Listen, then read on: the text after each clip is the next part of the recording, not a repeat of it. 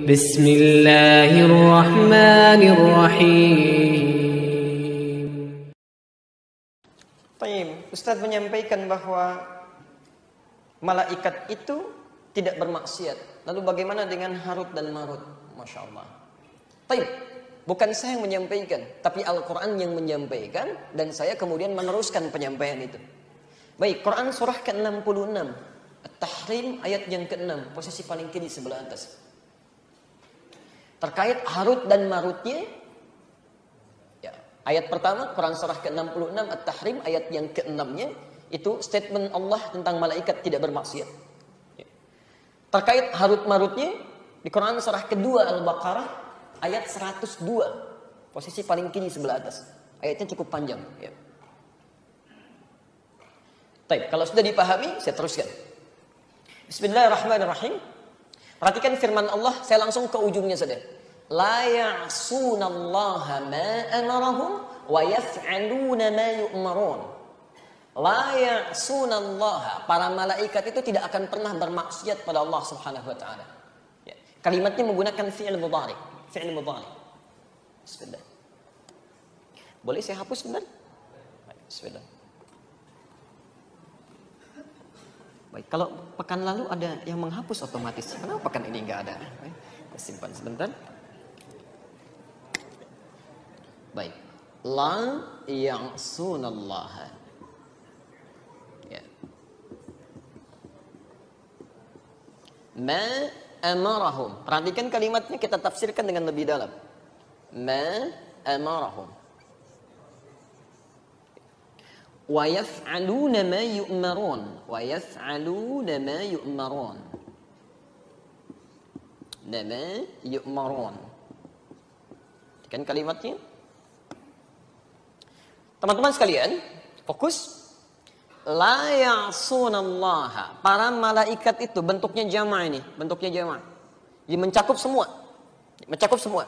Semua jenis malaikat yang diciptakan oleh Allah Subhanahu wa taala, la ya'sun, mereka tidak akan pernah maksiat.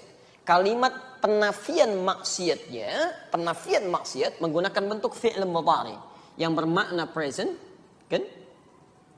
Continuous dan future. Jadi sejak malaikat itu diciptakan, terus berlangsung dengan tugasnya, sampai dengan nanti pun, kapanpun, tetap akan seperti itu saja, tidak akan pernah membantah apa yang telah Allah perintahkan. Yang paling menarik, ma amarahum, apa yang telah Allah tugaskan, perintahkan kepada mereka.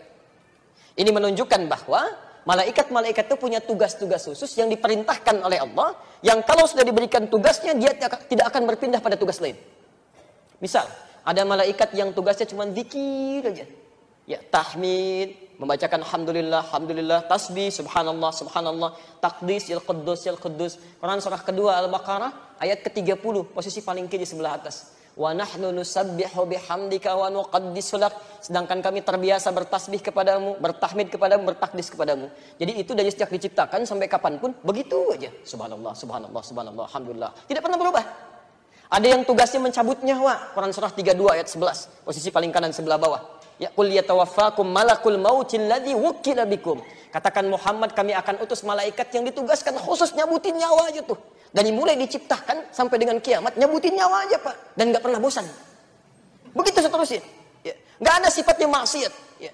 Ada yang tugasnya menurunkan wahyu, Jibril, wahyu aja terus. Ada yang rezeki, Mikail, itu aja terus. Quran surah kedua ayat 98 itu, Mikail. Itu aja, nggak pernah berganti.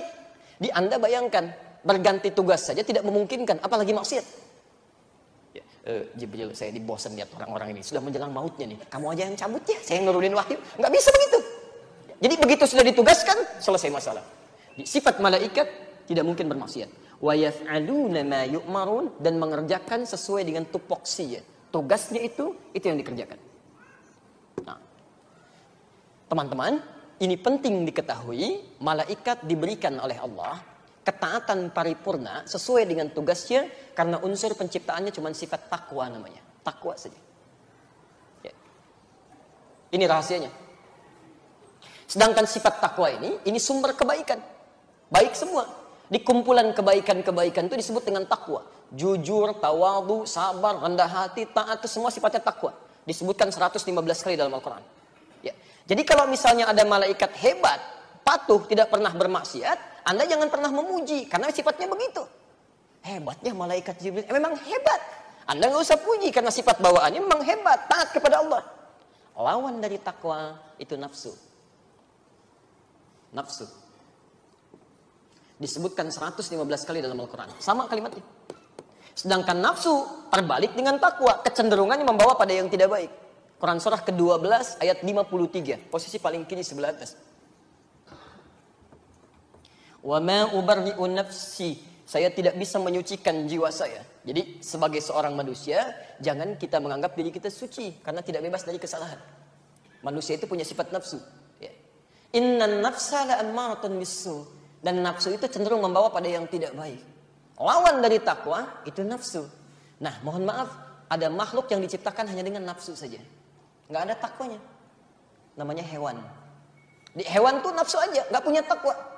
Ya, makanya Anda kalau menemukan hewan berbuat salah, jangan dicela. Memang bawahannya begitu. Ya, Anda nyapu misalnya, sudah dipel rapi, jernih, ya Masya Allah. Sampai kelihatan lah bersihnya, jernihnya, ya, kinclongnya gitu. Tiba-tiba ayam lewat ke situ, buang kotoran. Baru Anda pel, buang kotoran di situ. Lalu Anda celak misalnya, dasar ayam. Memang begitu ayam. Ya, karena memang bawaan sifatnya itu cuma punya nafsu, takwa nggak punya. Ya, kambing misalnya, saat Idul Adha insya Allah sebentar lagi, Anda ikat samping masjid tuh. Kambing jantan, kambing betina. Azan berkumandang, samping masjid, muncul hasratnya, tiba-tiba dempet-dempetan, tuh kan? Dekat-dekatan. Jangan dipersalahkan, karena dia nggak punya sifat takwa. Yang jadi masalah itu kalau ada makhluk punya sifat takwa, melakukan perbuatan yang tidak dikerjakan oleh hewan. Itu yang bermasalah. Dan kabar yang harus kita terima, manusia oleh Allah saat diciptakan itu menggabungkan keduanya. Punya takwa, punya nafsu. Makhluknya yang menggabungkan takwa dengan nafsu itu disebut dengan basyar. Manusia ketika pertama kali diciptakan, diterangkan oleh Allah. Ini makhluk berbeda dengan malaikat, lain dengan jin, karena dia punya potensi-potensi takwa dan nafsu. Quran surah ke-15 ayat ke-28. Wa idh qala rabbuka lil malaikati inni khaliqun bashar. Makanya jangan heran kalau dalam jiwa kita itu selalu ada dua dorongan itu. Anda tidak percaya silahkan.